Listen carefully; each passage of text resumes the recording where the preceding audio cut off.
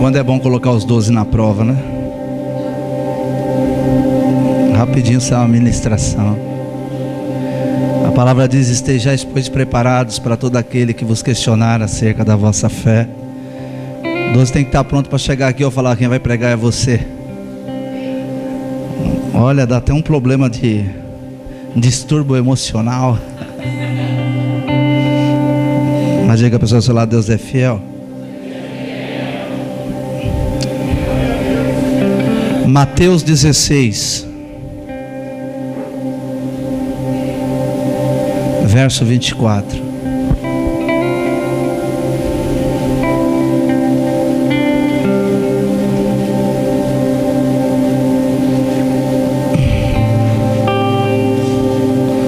Eu prometo que você vai embora cedo hoje, amém? Amém? Até meia-noite nós vamos embora hoje. Eu estou na unção do apóstolo Fábio Abud. Então, aliás, que ministração, né, Rodolfo? Meu pai, estou impactado até agora.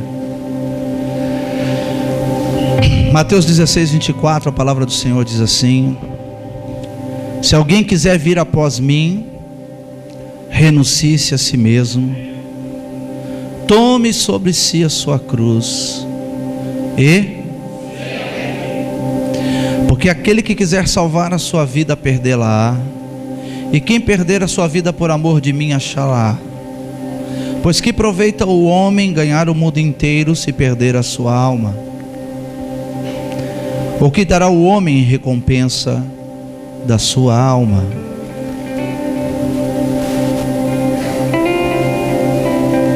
Ô Lucas, tu não estava viajando, Lucas?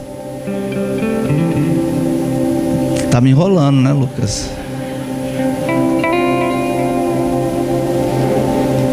Que aproveita o homem ganhar o mundo inteiro se perder a sua alma, ou que dará o homem em recompensa da sua alma? Oremos. Feche os teus olhos. Ó eterno Deus, pedimos a direção do teu Espírito para ministrarmos a tua igreja de acordo com a tua vontade, com o teu querer.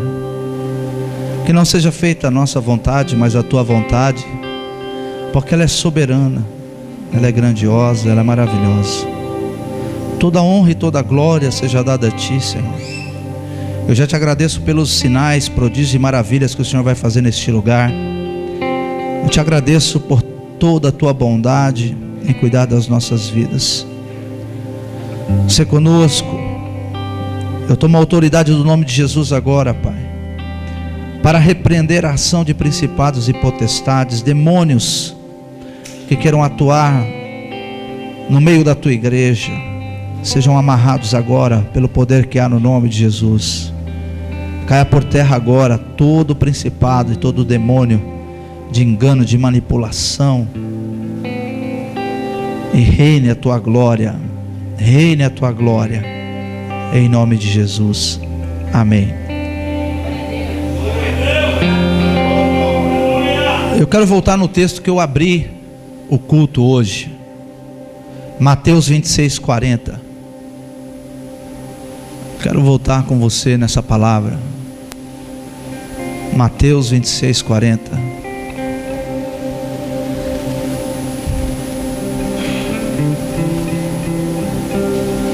Quem achou, diga amém. E voltando para os seus discípulos, achou-os adormecidos, e disse a Pedro: então nem uma hora pudestes velar comigo? Vigiai e orai, para que não entreis em... Na verdade o espírito está pronto, mas a carne é...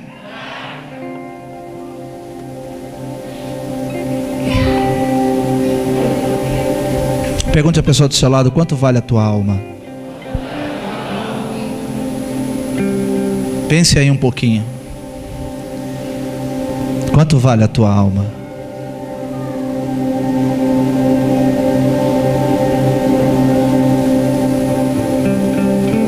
Tiago capítulo 1, por favor, verso 14.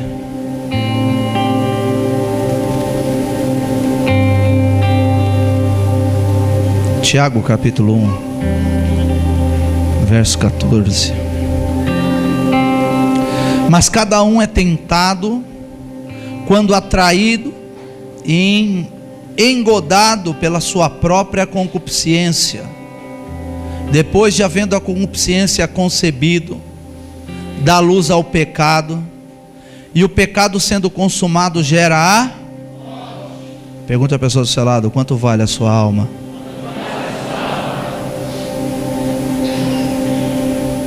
Eu não sei se você já ouviu dizer que não existe salvação sem sacrifício.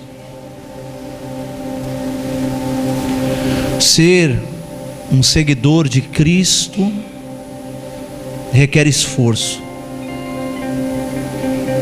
Hoje eu quero falar sobre pecado. Eu quero que você seja humilde, sincero de coração, e que você abra a sua alma e seu espírito para receber essa palavra na sua vida, porque é uma palavra do trono para a tua vida.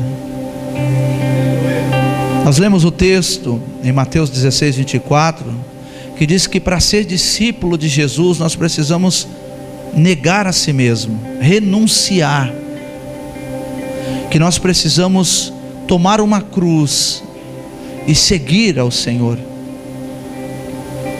E Ele diz que há algo que cada um de nós precisa entender: nada é mais precioso do que a tua salvação. Não tem nenhuma conquista na terra, não tem nenhum prazer na terra, não tem nada que você faça nessa terra que seja mais precioso do que a sua salvação. Por isso Jesus disse: do que aproveita o homem ganhar o mundo inteiro, mas perder a sua alma. Diga a pessoa ao seu lado: cuidado com a sua alma. Ou o que o homem pode dar por recompensa a sua alma.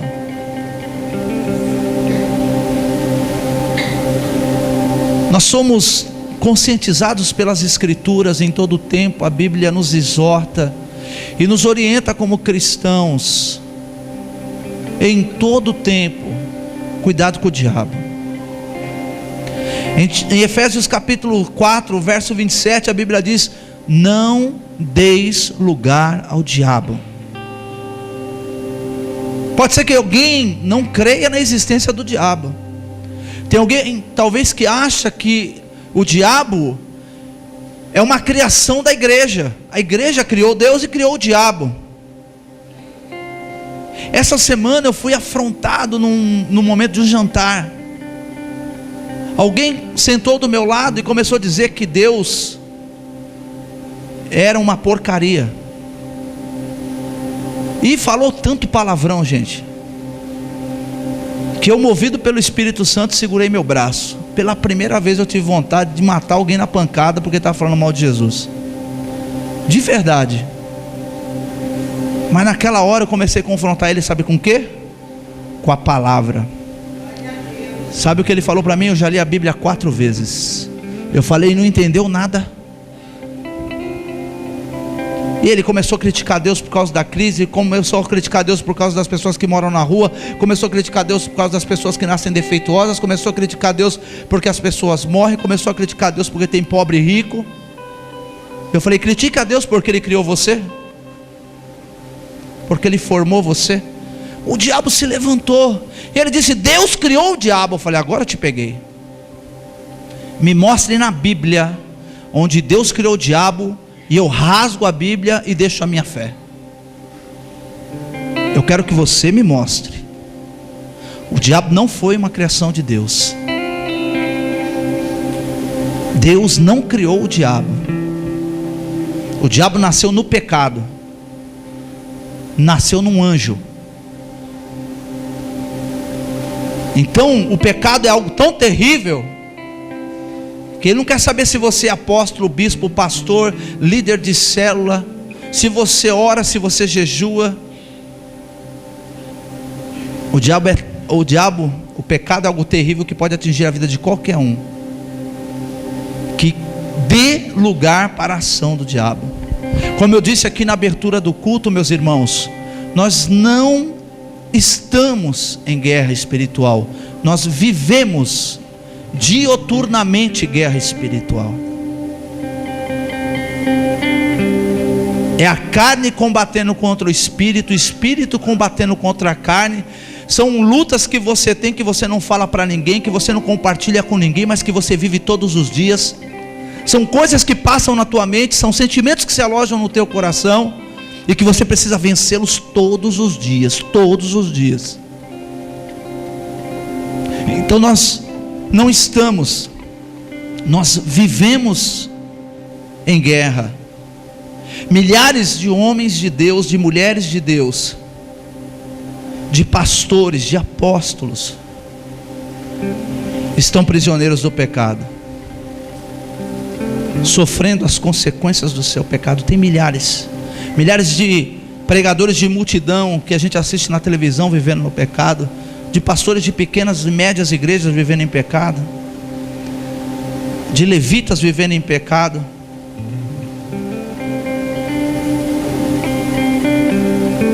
E a primeira coisa que eu preciso entender acerca do pecado para poder vencê-lo é que a igreja do Senhor precisa ser sóbria. A igreja do Senhor precisa ser sóbria. 1 Pedro capítulo 5 verso 8: sede sóbrios, vigiai, porque o diabo, vosso adversário, anda em derredor, bramando como um leão, buscando a quem possa tragar. Ser sóbrio é ser consciente. O cristão não pode viver na ignorância, não pode viver debaixo de tolice. Ser sóbrio significa saber o que está fazendo e saber por que está fazendo.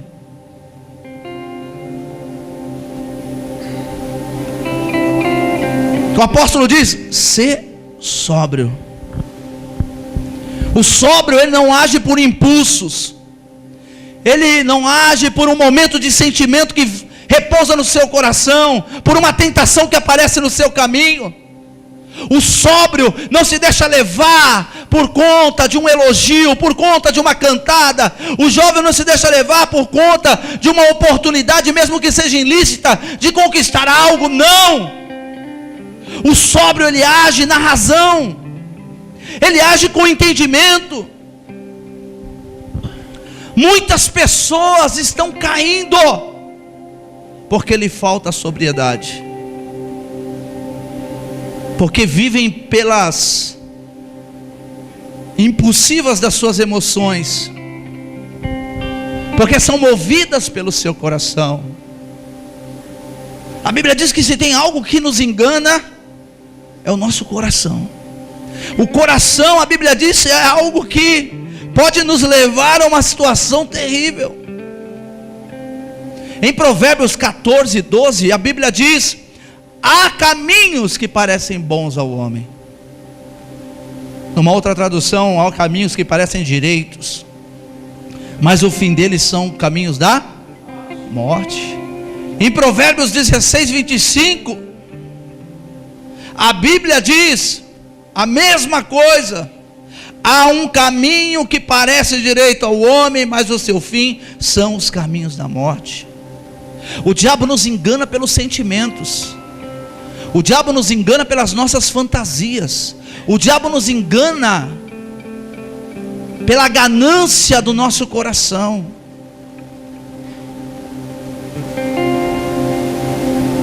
Há pastores que digam que o diabo só alimenta daquilo que eu falo, que ele não tem capacidade para saber o que eu penso. De vez em quando eu duvido disso,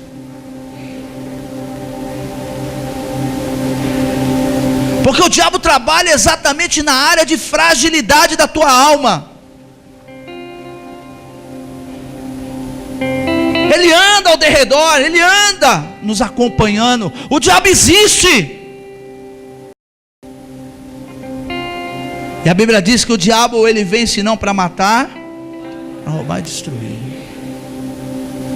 Há um texto em Provérbios 8, do verso 11 a 13, na tradução judaica, que ele diz assim: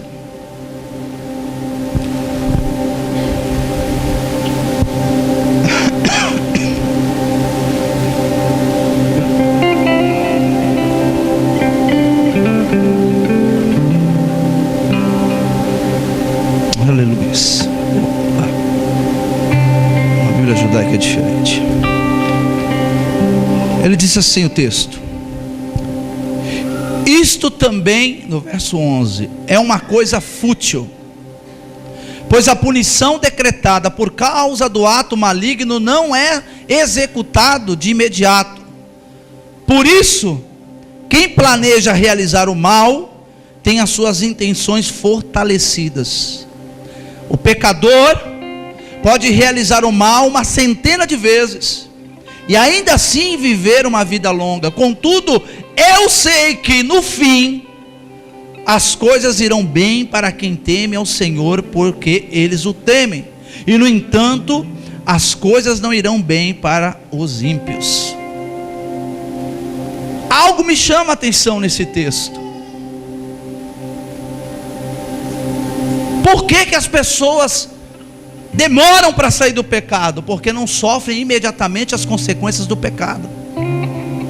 A pessoa começa a viver no pecado, deu certo a primeira, deu certo a segunda, deu certo a terceira, e ele se habitua, e ele fica especialista em pecado, e vem para a igreja, o profeta não aponta o dedo para ele, ele não é acusado porque Deus não envergonha ninguém, Deus não está aqui para dizer quem você é, quem você não é, o Senhor está aqui e fala diretamente na tua alma, no teu coração, no teu entendimento. Então a pessoa vai vivendo no pecado, mas o pecado é como uma semente, uma vez lançado na sua vida, uma hora traz a colheita. Quem está entendendo?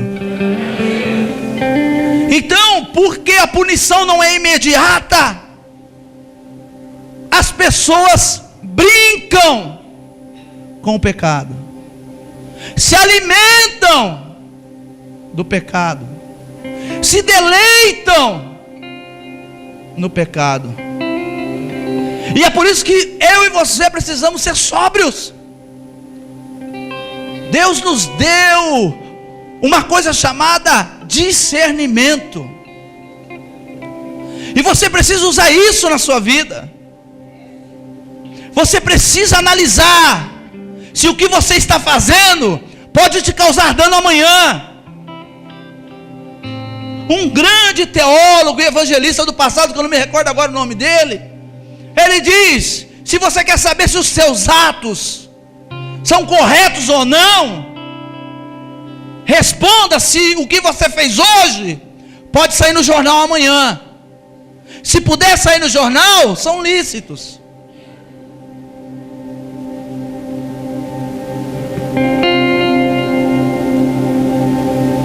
E nós precisamos, igreja, precisamos viver uma vida de santidade, meus irmãos. Precisamos ter temor de Deus. Precisamos abolir, precisamos rejeitar, precisamos ter nojo do pecado. Porque a princípio pode ser bom. Pode ser bom para um jovem, talvez, estar aí com o seu namorico escondido debaixo da sexualidade, está praticando sexo, não é casado, está brincando com o diabo. Você está tendo prazer, e naquele teu prazer você pode simplesmente sofrer o dano daquilo que você está fazendo. Pode ser bom fumar maconha, pode ser bom talvez estar lá cheirando cocaína e você gosta, aquilo te faz bem. Mas uma hora vai ter uma colheita do que você está fazendo. Quem me entende em nome de Jesus? Talvez você está ali no adultério, traindo tua esposa, traindo teu marido, e você está se deleitando nisso, mas uma hora tem uma colheita do que você está fazendo. Pode ser que você esteja na empresa, trabalhando, desviando, roubando, junto com os teus amigos, fazendo coisas erradas, mas uma hora tem uma colheita do que você está fazendo. Ei, entenda uma coisa: para ímpios e santos, tudo que o homem semear, ele vai colher uma hora. E Deus não quer que uma colheita maldita chegue na tua casa. Deus não quer que uma colheita maldita chegue no teu celeiro. Oh, Rabacana e Assúria na Lamanai. Então a igreja precisa ser vigilante. A igreja precisa ser sóbria, consciente do que está fazendo. Porque o diabo te dá o prazer, mas depois te expõe a vergonha. A Bíblia diz que Sansão, no livro de Juízes, se deleitou com Dalila.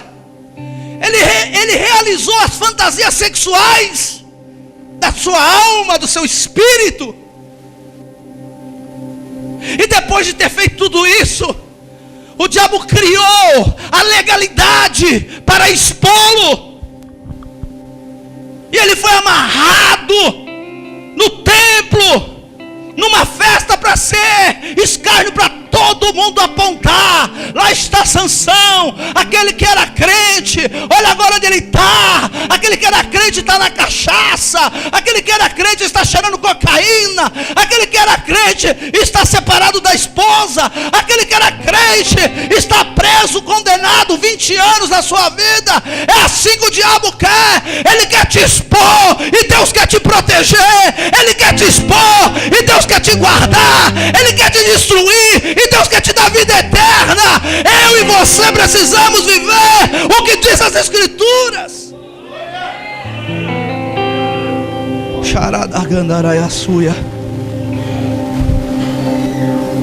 O pecado, como eu disse, é como uma semente. A igreja precisa de vigilância,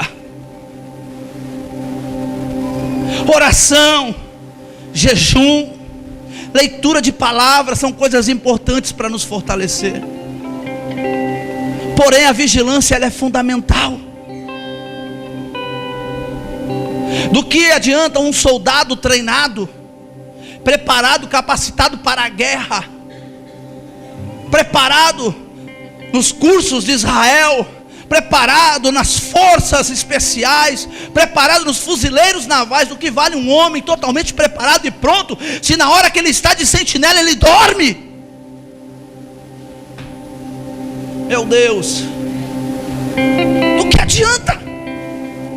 De que adianta você estar bem equipado, bem armado, preparado para um combate, mas você não está atento, você não está vigilante? Ei, Davi, eu creio, um homem segundo o coração de Deus. Eu creio que era um homem que tinha intimidade com Deus, pastores.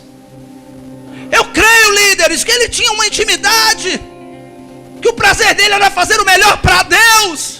Então era um homem capacitado para a guerra, capacitado para vitórias. Era um homem que conhecia o coração de Deus, que sabia da vontade de Deus. Mas um homem que no dia que tinha que vigiar, ele baixou a guarda da sua vigilância e desejou a mulher de Betseba, a mulher de Urias. E quando desejou aquela mulher, tudo aquilo que estava pronto para ajudá-lo, ele ignorou por falta de vigilância. A oração, a leitura da palavra, o jejum são armas para você. Mas para o confronto, para a guerra, nós precisamos de sobriedade e nós precisamos de vigilância. Você pode ser o homem mais capacitado teologicamente nessa igreja, se você não vigiar, você cai. Você já conheceu alguém que sabia nadar e morreu afogado? Como é que pode alguém que sabia nadar morrer afogado?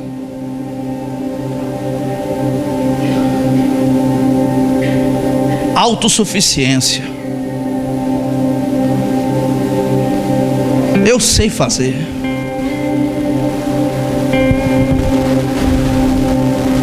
Eu sei fazer. Isso aí eu não caio, nisso aí não, isso não me pega.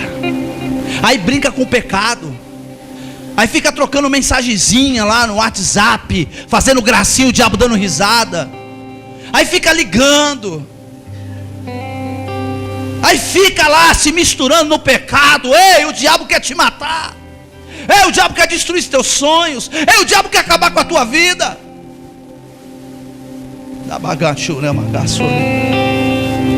Um nadador morre afogado quando ele quebra princípios que ele conhece. Ele tem que ter limites. Ele sabe o que ele não pode fazer, mas ele se arrisca no mar. Esses dias eu estava com a apóstola. Nós estávamos na praia, nós estávamos andando, fazendo uma caminhada, e o mar estava exatamente muito agitado, as ondas estavam muito altas. Até encontrei o pastor Edilson. E um monte de gente entrando no mar, porque as ondas são maravilhosas. E nós passamos perto de alguns pescadores. Nós ouvimos um pescador dizendo: esse mar não é para qualquer pessoa. E nós contamos, eu e a apóstola, mais de 16 pessoas que foram resgatadas pelo bombeiro, surfistas. O bombeiro entrava e ia buscar uns foram jogados para as pedras, outros foram jogados para o alto mar, outros estavam desesperados com pranchas, pessoas que estão acostumadas com o mar. Eu sei entrar no mar, eu sei surfar, mas eu sei os meus limites. E o crente precisa saber os seus limites. Não é porque você conhece palavra, não é porque você é profeta, não é porque você é levita, não é porque você é apóstolo, não é porque você é pastor, não é porque você é líder de célula, que você vai quebrar princípios. Princípios de segurança. Morremos no pecado quando quebramos princípios. A Bíblia está cheia de princípios de segurança. Segura aí, Salmo 1. Bem-aventurado o homem que não anda segundo o conselho dos ímpios, nem se detém no caminho dos pecadores, nem se assenta na roda dos escarnecedores. Princípio de segurança para não cair no pecado. Não se assente no meio de pessoas que só falam porcaria. Primeiro princípio é: meu amigo, deixa o amigo. Teu amigo é Jesus Cristo de Nazaré.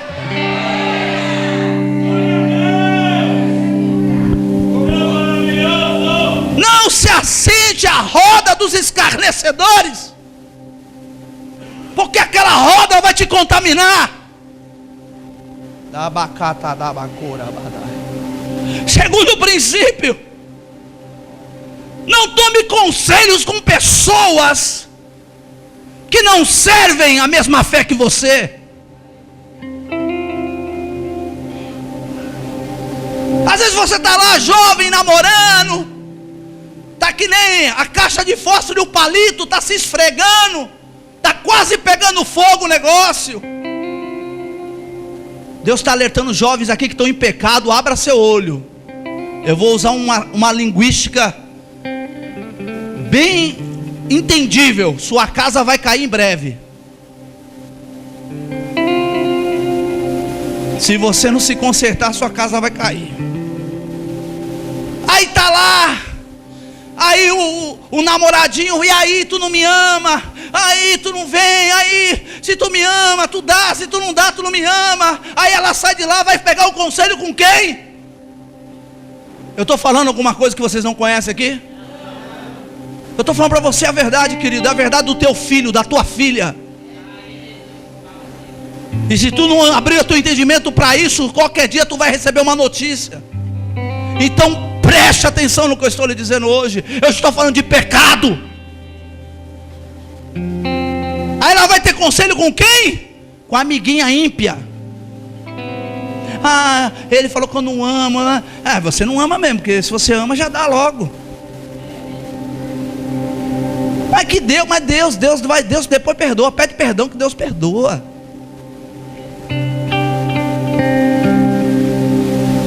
Princípio de segurança: não se assente na roda dos escarnecedores. Princípio de segurança: não se aconselhe com pessoas que não professam a mesma fé que você. Aleluia. Está em dúvida? Vai na tua mãe, fala: mãe, meu namorado está querendo me pegar.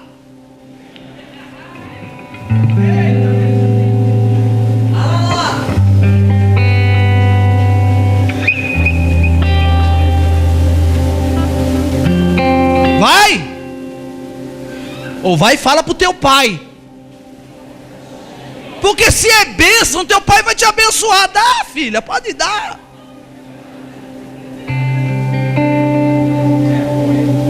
Aquilo que você não pode contar para o teu pai, para a tua mãe, é porque é pecado. O que você não pode compartilhar com o teu esposo ou com a tua esposa é pecado. Porque a vida familiar tem que ser uma vida nua. A vida familiar tem que ser uma vida sem segredos. A vida familiar tem que ser uma vida de transparência. Quem está me ouvindo aqui? Então vai lá, fala lá. Quero pegar a tua... Ah, quer me pegar, pai. Eu vou, pode deixar que eu vou pegar ele. Eu pego. Então não, princípio de segurança para não cair em pecado. Não se aconselhe com pessoas que não professam a mesma fé que você. Porque se você procurar aquela menina que é da igreja, tu sabe, mas ela é chatona, ela só fala de Deus, ela só fala do Espírito Santo. Tu sabe que se tu chegar nessa jovem e for falar que o teu namorado quer te pegar, ela vai falar: está repreendido em nome de Jesus. Santidade ao Senhor, santidade ao Senhor. Deus tem um plano, a vida sai do pecado.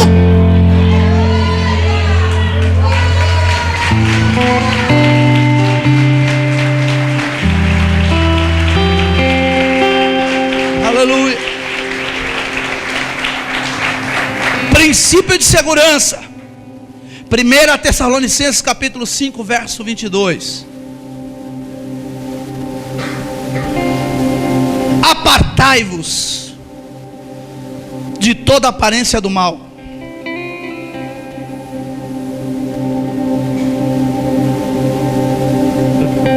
Apartai-vos de toda aparência do mal. Isso aí não está suspeitando muito bem, não. Sai fora. Princípios que a Bíblia ensina para o povo dele não cair no pecado. Sai fora. Opa, estou vendo um movimento estranho ali daqueles 4, 5 amigos de trabalho. Estão mexendo numa caixa. Fica lá olhando para tu ver o que vai acontecer contigo. Quê? Já ganhou a situação? Isso aí não me parece bênção. Sai fora. Sai fora. Você está vendo aquela roda ali dos escarnecedores. Está vendo aquela... Opa, isso aí que não dá para mim não. Estou indo embora agora. Deixa falarem de você. Deixa te chamarem de crente. Deixa eu tirar um sarrinho de você, te chamar de irmão. Ô irmãozinho, eu chego no meu trabalho, sabe do que me chamam? E aí, irmão, na bênção. Fala, na bênção total, mano. É nós nas fritas.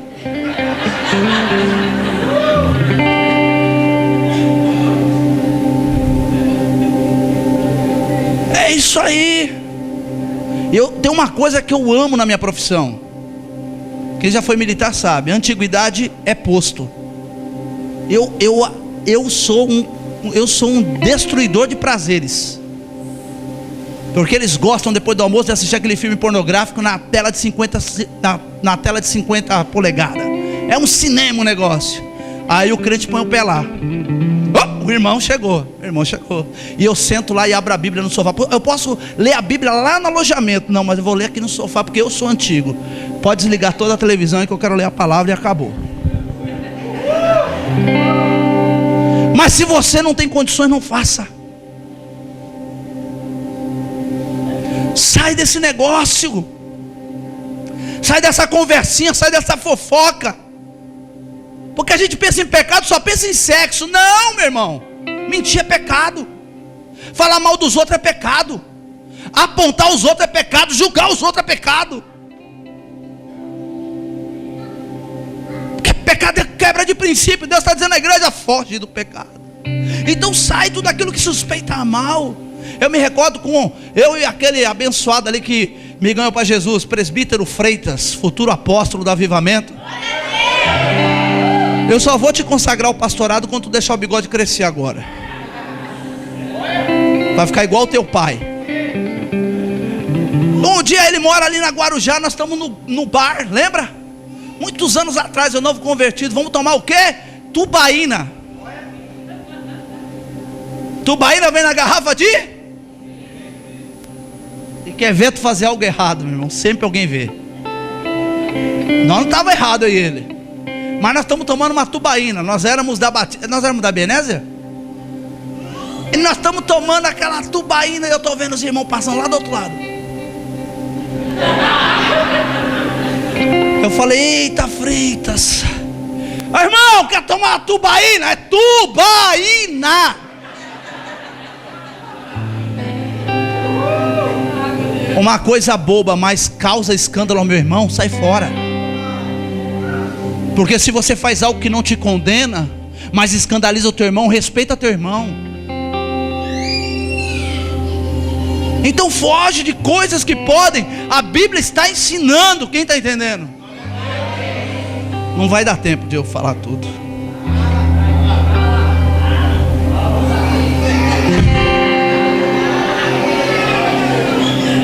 Vamos lá. Princípio de livramento do pecado. As más conversações corrompem os bons costumes. 1 Coríntios capítulo 15, verso 33. Essa conversa aí está furada, meu irmão. Tem gente que é amaldiçoada e quer amaldiçoar você. É, meu irmão, sabe? Tem gente que está no pecado e quer lançar o pecado na tua mente. O presbítero Freitas, usando mais uma vez a vida desse homem, hoje eu estou no foco. Quando esse homem vinha me evangelizar, fala, tu é crente mesmo? Então nós vamos em tal lugar, quero ver se tu é crente mesmo. Eu perturbava a mente desse homem. Perturbava a mente desse homem. Esse homem, eu acho, meu irmão, esse homem deve ter chorado muito por causa da minha vida. As más conversações corrompem. Começou a fugir, não queria mais conversar comigo. Essa conversa é de Deus? Não é de Deus. Existe no judaísmo uma preocupação com os judeus, chama-se, eu já ministrei aqui sobre isso, Lashon Hará. Quem lembra? O que é Lashon Hará? Alguém lembra?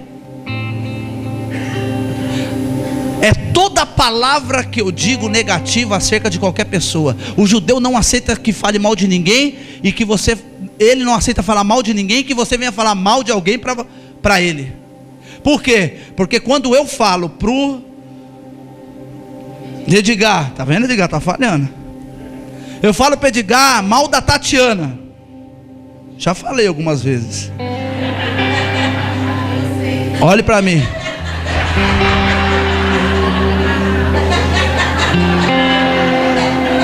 Eu falei a verdade.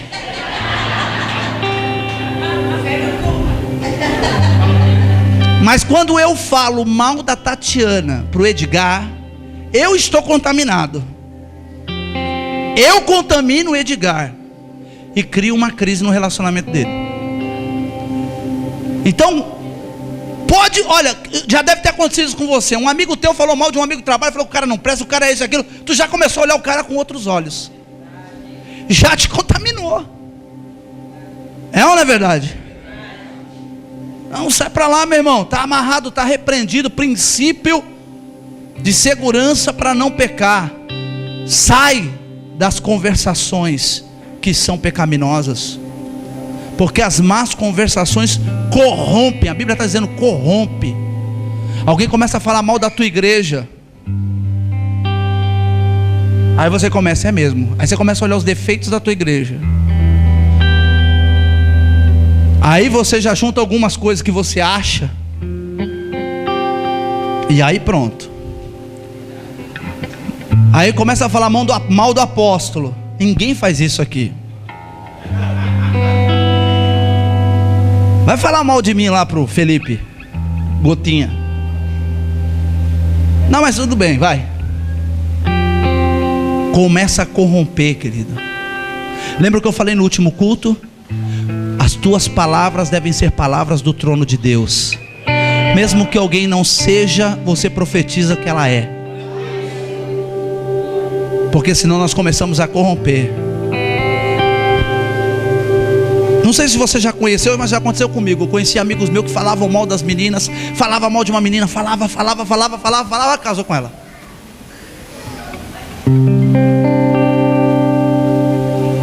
Vai casar, meu irmão. Não sei se você conhece alguém assim. Aí você fica, e agora? Mas tu não falou que... Não. Era mentira. É brincadeira, só pegava no pé, só de... Nós estamos aqui, eu quero que você não entenda essa palavra como uma exortação, mas como um alerta. Então se aparte de qualquer pessoa que só fala porcaria. Tem gente que só sabe falar porcaria o dia inteiro. Tem gente que a vida dela é infeliz, ela é infeliz, ela quer fazer você infeliz. Está repreendido isso em nome de Jesus. Tem pessoas que nada deu certo na vida dela, ela quer que nada dê certo na tua vida. Ela começa a falar que na vida dela não deu nada certo, nada desenvolveu. Aí você tem que começar a falar: na minha tudo vai bem, tudo está prosperando, eu estou conquistando, eu estou botando, eu estou fazendo, eu estou indo, eu estou vendo, eu estou vivendo.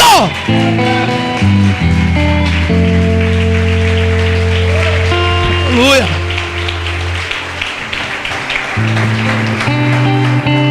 Dentre tantos princípios de segurança, a Bíblia diz: foge da mulher adúltera, foge da prostituta, sai fora dos roubadores, dos que não professam a mesma fé. Um detalhe para que você não caia no pecado: não seja sábio ao teu próprio entendimento, não seja autossuficiente. Provérbios 3:5: confia no Senhor de todo o teu coração e não te estribes no teu próprio entendimento. Ou seja, nós estamos cheios de alerta, irmãos, que a Bíblia nos dá orientações de amor para a gente não cair no pecado, porque o pecado é uma cadeia. Nós temos muitas orientações de Deus. Os dias são maus, os dias são difíceis.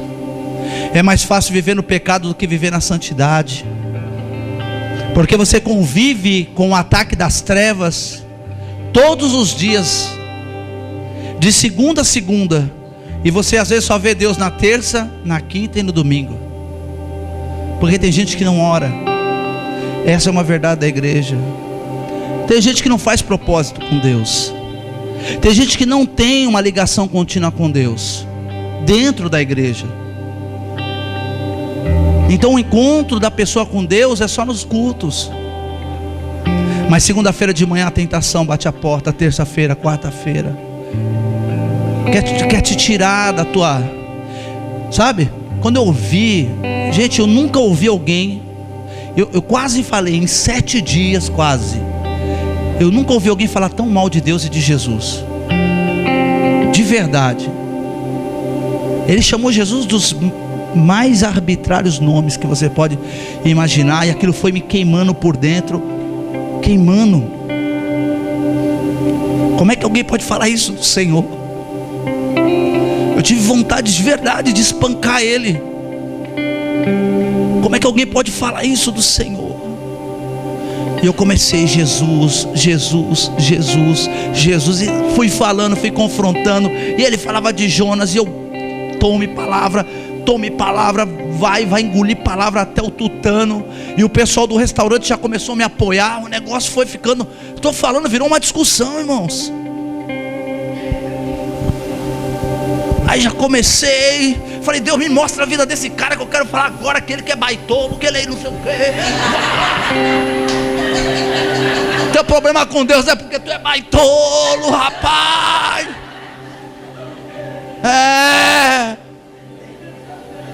Tu tem problema com a estaca. Tive vontade, Deus não permitiu, mas eu tinha muita coisa para falar para ele. Depois de tudo eu fui começando, quando eu fico nervoso, eu fico vermelho, eu fui começando assim, os caras do bar já começaram a afastar a faca, afastar não sei o que.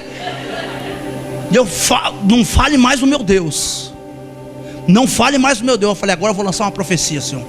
Em 7 dias o câncer vai comer ele, quer ver? Preparar o dedo de profeta agora aqui. E é o seguinte, meu irmão, eu quero te falar uma coisa. Jesus me ama. É, Jesus te ama.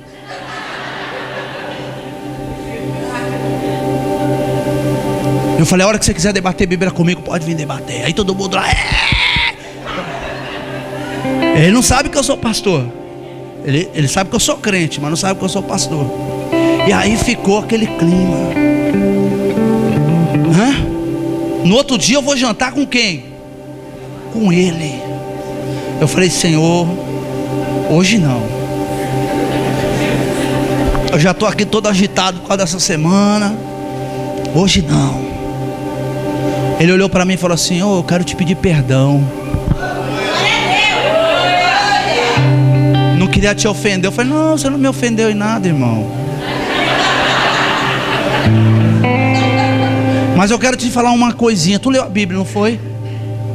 Li. Toda blasfêmia contra o Espírito de Deus não tem perdão. E eu quero dizer para você que aí vem uma colheita contra você. Tá vendo? Deus é carrasco. Eu falei, é. Deus é amor, mas Ele é fogo consumidor. É justo juiz. Fale de mim. Fale dos nossos amigos, mas não fale do meu Deus.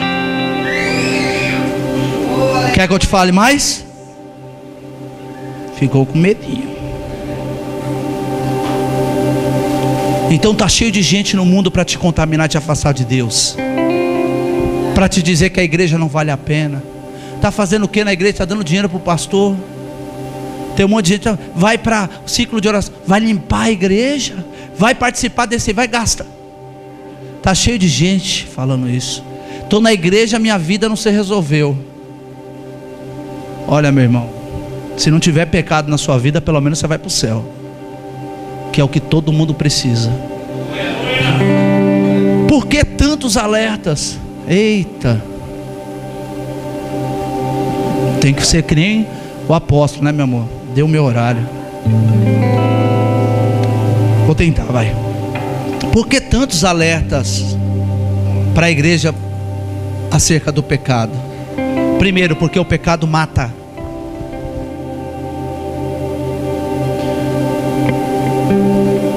O pecado mata.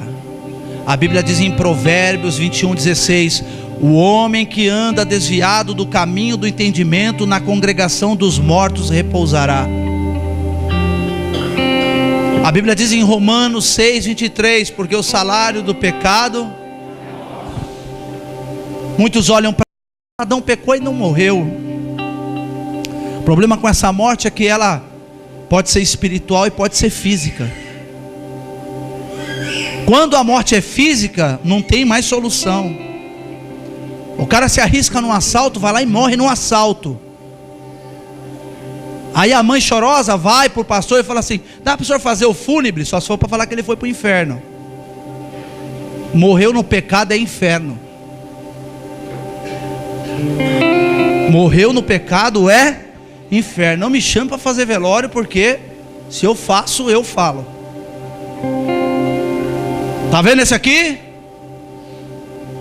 Tô. Se for como ele, vai para onde ele foi, para o inferno. Alguém aqui quer Jesus como Salvador? Já que falam que o velório é o melhor lugar para ganhar alma. O salário do pecado é a morte. Então quando a pessoa morre fisicamente, porque ela entra no pecado de um assalto. Porque pecado é toda transgressão contra Deus. Morreu no assalto, foi para o inferno. Ah, estava usando droga, morreu de overdose. Mas na última hora, esse negócio da última hora é terrível. Já viu? Quem sabe na última hora falou: eu não acredito como meu Senhor, meu Salvador da minha vida. É o consolo que a gente quer dar para a família, né? Quem sabe no último momento, aquela hora lá, aceita Jesus. Tá quase explodindo tudo. Pode acontecer? Pode, lógico. Enquanto a vida há salvação. Mas a gente, né? Fica nessa.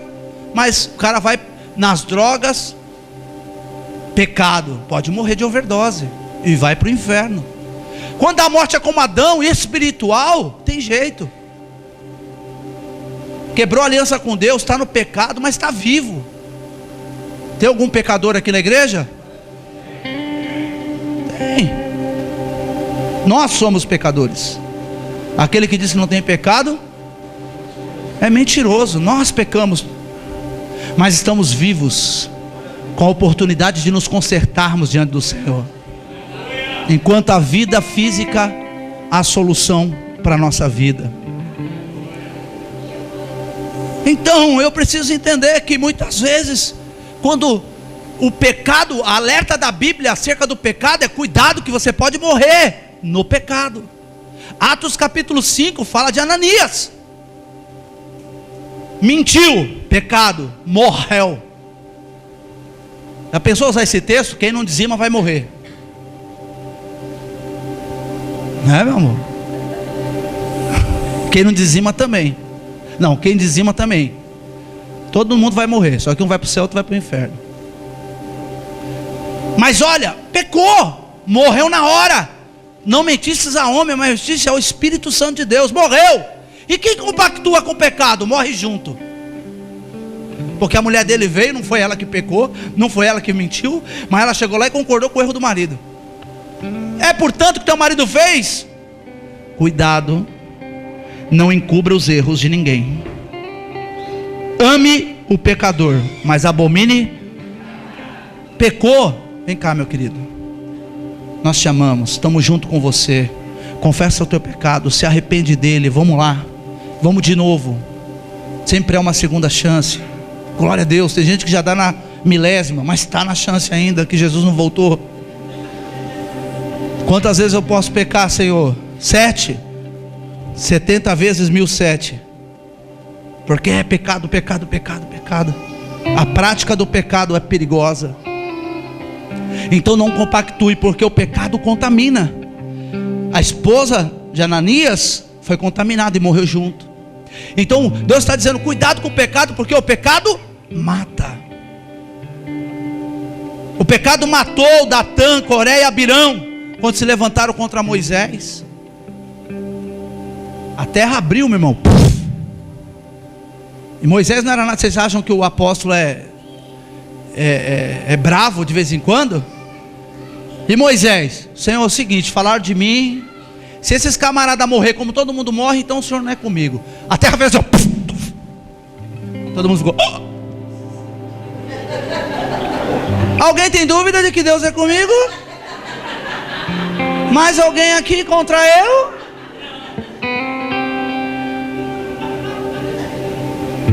Fala mal do teu pastor, fala.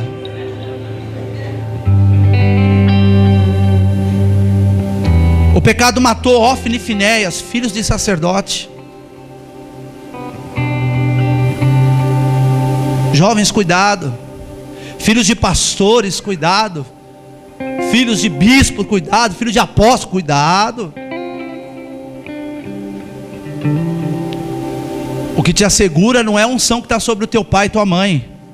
O que te assegura é a tua santidade diante do Senhor. Então muitos homens, Saul morreu no pecado. O pecado matou Saul. O pecado matou Judas o Iscariote. O pecado matou toda uma nação no deserto de israelitas. Todos morreram, todos que pecaram contra Deus. Não sobrou um. Morte física, acabou. Morreu no pecado. Então a Bíblia nos alerta, meu irmão, porque o pecado pode matar você. O pecado pode matar os teus sonhos, pode matar os teus projetos. O pecado pode matar tudo. O pecado pode mudar o teu destino. Olha o que aconteceu com Adão quando ele pecou. Era para ele morar onde? Aonde? Paraíso, no Éden, num lugar de paz. Éden significa lugar de paz. Ele foi morar onde? Na Babilônia. Lugar de conflito.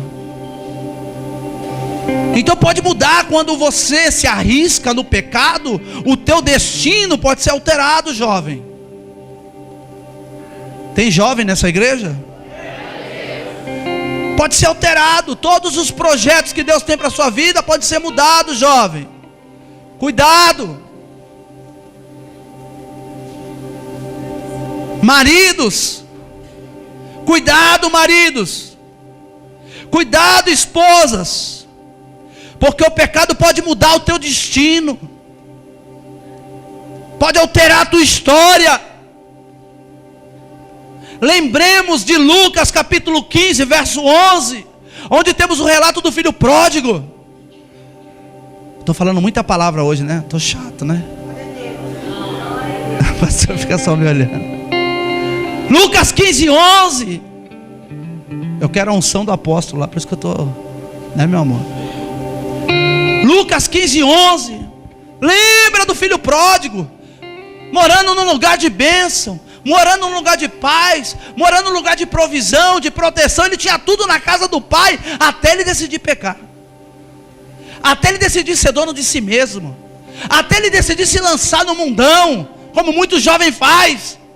Está na igreja, está sendo moldado pelo Senhor, para ser um jovem conquistador de almas, para ser um homem conquistador de almas, para ser uma mulher, um adulto conquistador de almas. Está bem, está louvando, está feliz porque está louvando, mas quando sai da igreja se arrisca no mundão. E esse jovem se arriscou no mundão. O que aconteceu com ele? Perdeu a herança, perdeu a dignidade, perdeu a moral, perdeu a credibilidade. Foi parar no chiqueiro de porcos. O destino dele foi mudado. Foi mudado. Era para viver uma vida de bênção, Edgar. Era para viver uma vida de bênção, Edilson. Mas a opção pelo pecado. Não vai dar tempo, meu amor, eu já sei.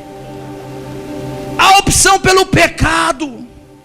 Ei, eu quero te alertar em nome de Jesus, ó, nós estamos em constante batalha contra o diabo.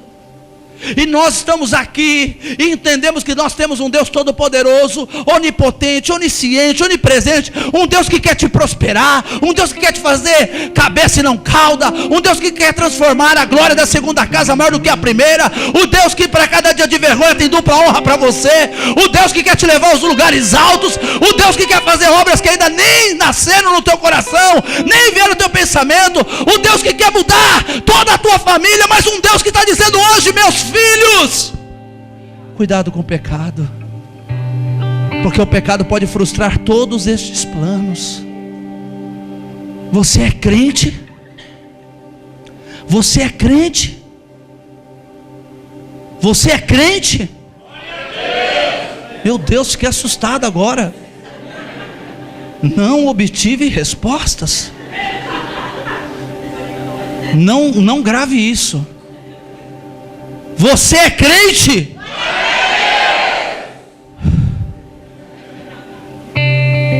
Então não ponha tudo que Deus quer fazer pela tua vida em risco.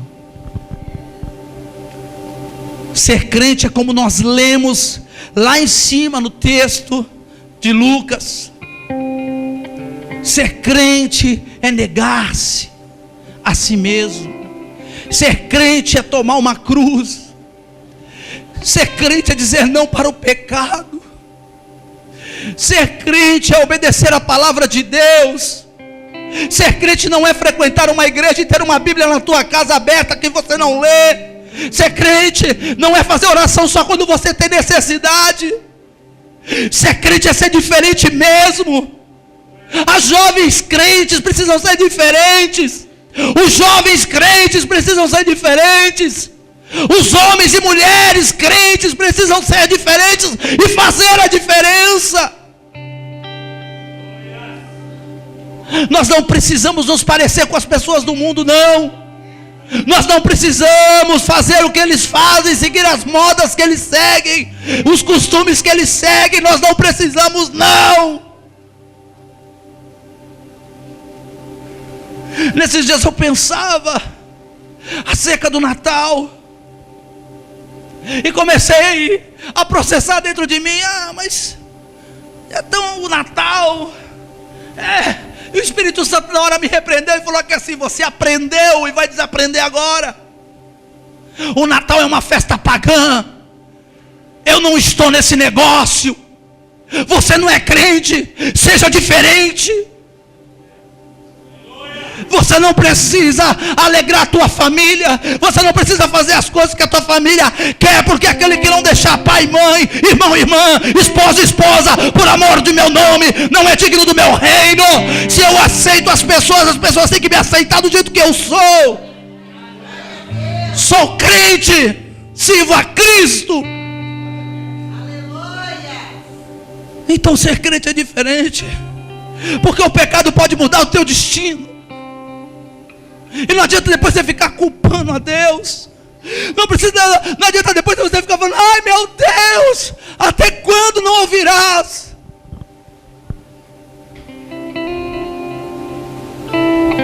O pecado nos mata. O pecado pode mudar os nossos destinos.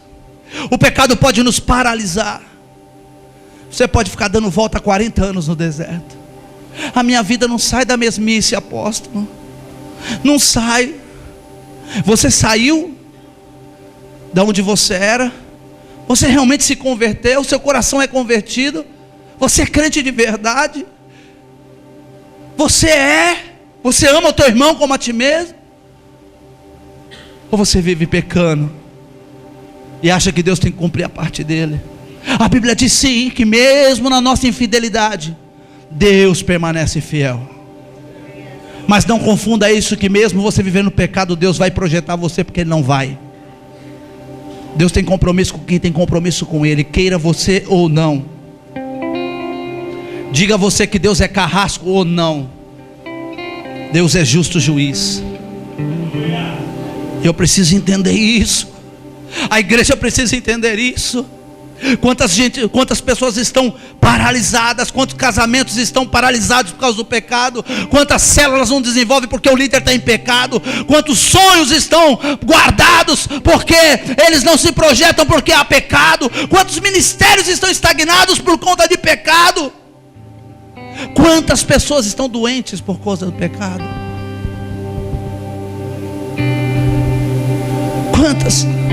quantos aidéticos porque pecaram. Quantas pessoas com câncer de verdade, físico, porque pecaram. Depressivos. Judas, depois que pecou e traiu o Senhor, ele entrou num estado de depressão. E depressivo, ele se enforcou, comprou um campo e se enforcou naquele campo.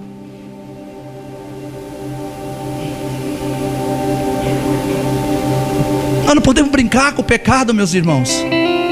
O pecado é coisa séria. O pecado, ele é um câncer. O pecado, ele não vem te machucando, ele vem te agradando. O primeiro ser humano que pecou na terra, Eva, comeu porque foi agradável aos olhos dela. Ela desejou.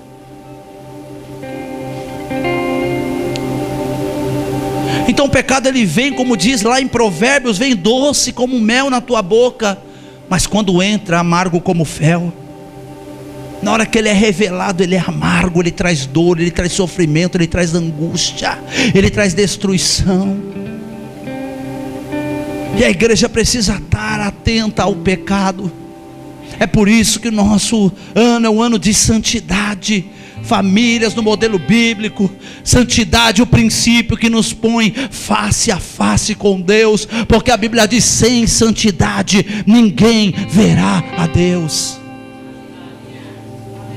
Não adianta nada você cumprir alguns princípios, você é dizimista, você é primiciante, você louva ao Senhor, você prega a palavra, você dá aula na escola de líder, você dirige célula, mas vive em pecado.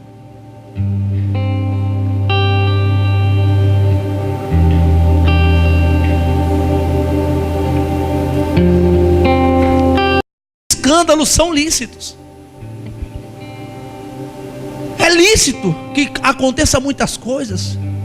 É lícito que a gente abra uma internet e fale: olha, o pastor tal caiu, olha, eu não sei o que, porque é lícito. Mas ai daquele por quem vier o escândalo.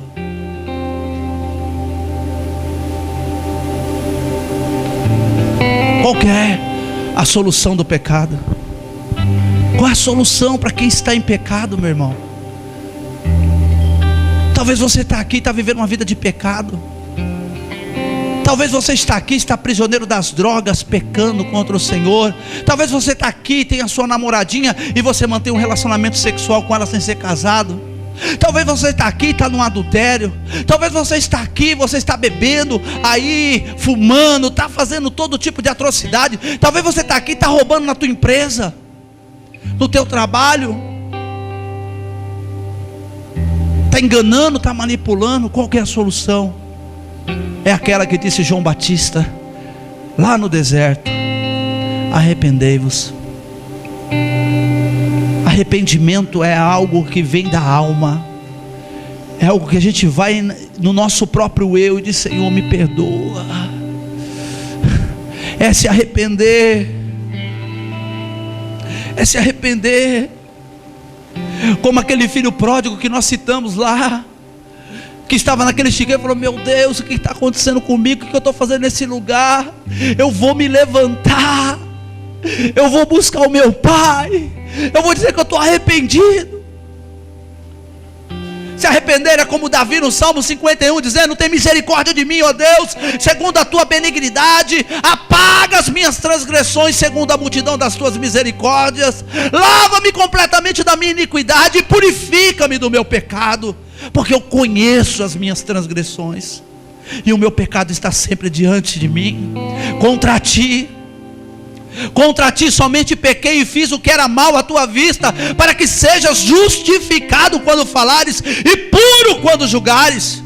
Eis que iniquidade fui formado, e em pecado me concebeu minha mãe. Eis que amas a verdade no íntimo, e no oculto me fazes conhecer a sabedoria. Purifica-me com esopo, e eu ficarei puro. Lava-me e ficarei mais branco que a neve. Faz-me ouvir júbilo e alegria, para que gozem os meus ossos que tu quebrastes. Esconde a tua face dos meus pecados e apaga todas as minhas iniquidades. Cria em mim, ó Deus, um coração puro, e renova em mim um espírito reto. Não me lances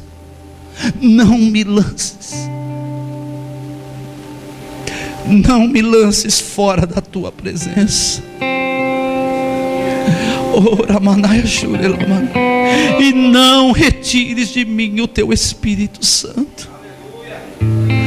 Torna a dar-me a alegria da tua salvação. Sustém com um espírito voluntário. Então ensinarei aos transgressores os teus caminhos, e os pecadores a ti se converterão.